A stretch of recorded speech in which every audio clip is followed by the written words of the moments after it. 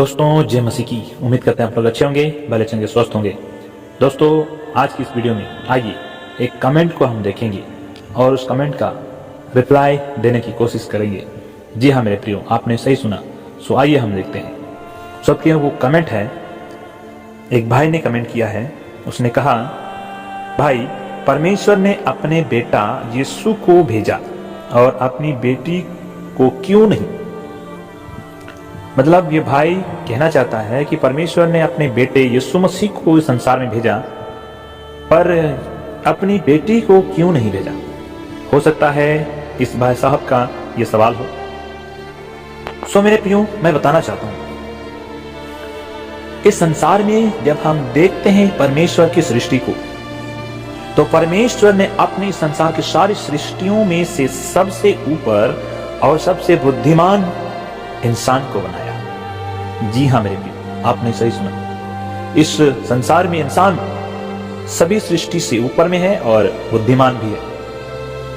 इसलिए कई बार हम इंसान होने के नाते हम अपनी सोच, अपनी बुद्धि और अपने ज्ञान और विचार के अनुसार हम परमेश्वर को जानने की कोशिश करते हैं।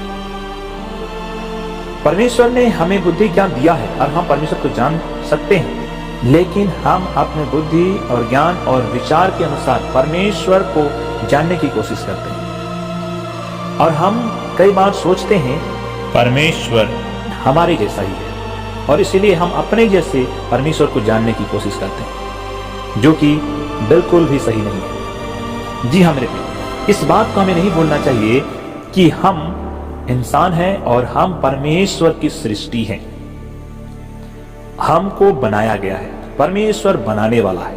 तो परमेश्वर ने जब हमको बनाया तो हमको सीमित ज्ञान दिया है, जो कि संसार के ऊपर में ही है और एक दिन समाप्त हो जाएगा। लेकिन हम क्या सोचते हैं, परमेश्वर की संपूर्ण परिपूर्णता को जान ले, जो संभव नहीं होगा।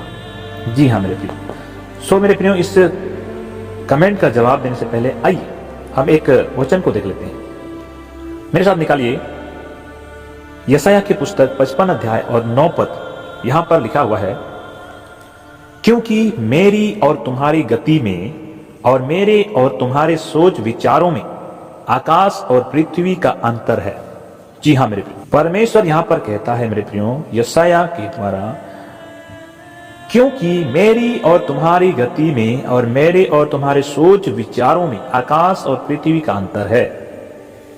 जी हाँ मेरे प्रिय, परमेश्वर का सोच और हमारी सोच में बहुत अंतर है, क्योंकि परमेश्वर ने हमको बनाया है, आपको बनाया है। इसीलिए परमेश्वर का सोच और आपका सोच में आकाश और पृथ्वी का अंतर है। सो मेरे प्रिय, हम क्या सोचते हैं, जब यीशु मसीह संसार में आया और जब यीशु मसीह ने अपने आप को प्रकट किया परमेश्वर के पुत्र के रूप में, तो बहुत सारे लोग सोच लेते हैं कि परमेश्वर जो है हमारे जैसा ही है, क्योंकि हमारा परिवार है, हमारे भी बेटा बेटियां हैं। तो इस प्रकार से हम सोच लेते हैं कि परमेश्वर का भी पत्नी है, उसका भी बेटा है और बेटियां हैं, जो कि बिल्कुल भी गलत है। और शायद इसी सोच के अनुसार इस भाई ने ये कमेंट किया है कि परमेश्वर ने अपने बेटा को भेजा, बेटी को क्यों नहीं भेजा। भाई मैं आपको बताना चाहता हूं, परमेश्वर का हमारे जैसा परिवार नहीं है।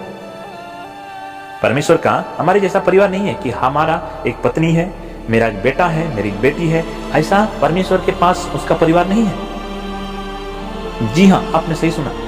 और परमेश्वर ने अपने बेटे को भेजा, इसका मतलब यह मत सोचिएगा कि परमेश्वर के पास बेटी भी है। जी नहीं दोस्तों। और जब हम परमेश्वर के बेटे के रूप में यीशु मसीह को देखते हैं, तो हमें सिर्फ सुन लिए इतना ही काफी नहीं है। आप उसको जानने के लिए बाइबल को अच्छे से पढ़िए, आपको समझ आएगी। परमेश्वर ने जब हमको बनाया तो हमें एक शरीर दिया और एक व्यक्तित्व दिया, मनुष्य तत्व बनाकर उस मनुष्य तत्व में एक व्यक्तित्व दिया। लेकिन परमेश्वर जो ईश्वर तत्व परमेश्वर का जो है, उसमें 3 व्यक्तित्व है, जिसको बाइबल प्रकट करती है, पिता, पुत्र और पवित्र आत्मा। तो जब पुत्र यीशु मसीह की बात करते हैं, तो परमेश्वर ने अपने 3 व्यक्तित्वों में से एक व्यक्तित्व यीशु मसीह के बारे में बात करता है और उसको इस संसार में भेजा जो कि परमेश्वर का बेटा के रूप में प्रकट हुआ। इसको समझने के लिए मैं आपको एक और बात समझाना चाहता हूं। मान के चलिए आपका बेटा है, तो आप बोलेंगे कि ये मेरा बेटा है, और आपकी दृष्टि में आप सोचते होंगे कि आपका जो बेटा है आपसे छोटा है। लेकिन मुझे एक बात बताइए, आप अगर देखा जाए तो एक मनुष्य हैं, और आप जो पूर्ण रूप से मनुष्य हैं, और आपका जो बेटा है आपसे छोटा है, तो क्या मनुष्य तत्व में आपसे उसका मनुष्य तत्व छोटा होगा? जी नहीं, वो भी मनुष्य ही होगा और मनुष्य तत्व में छोटा नहीं होगा। जी हां, आप इस बात को समझने की कोशिश कीजिए। आप अपने बेटे को मनुष्य तत्व में से छोटे नहीं बोल सकते, वो भी मनुष्य है, आप भी मनुष्य हैं। आपका रिश्ता हो गया तो आपका बेटा हो गया। आपका जब बेटा हो गया तो आप सोच रहे हैं कि हमसे छोटा है, लेकिन मनुष्य तत्व में उसका कोई भी कमी और घटी नहीं हुआ है। जी हां, आपने सही सुना।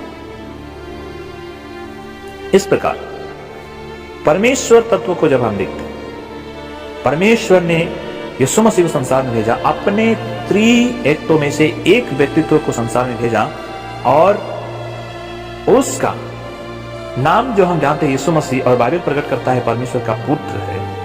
तो हम इस बात को ना सोचें कि पिता बड़ा है पुत्र छोटा है। अगर देखेंगे तो ईश्वर तत्व में दोनों बराबर है,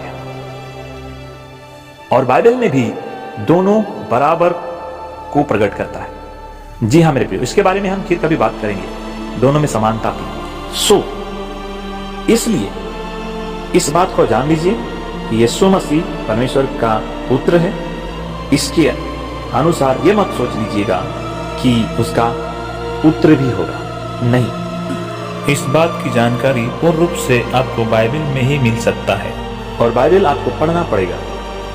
दूसरी बात यह है कि पवित्र आत्मा ही इस बात को आपको समझा पाएगा, और इसीलिए आपको प्रार्थना करना पड़ेगा। जी हां मेरे प्रिय।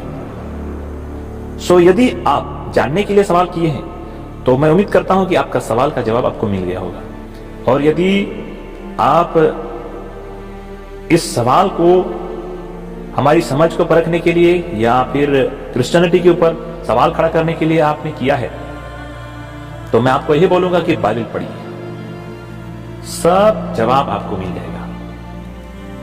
जी हां मेरे प्रिय, आपने सही सुना। उम्मीद करता हूं आपको समझ आ गया होगा। परमेश्वर आपको आशीष करे। धन्यवाद।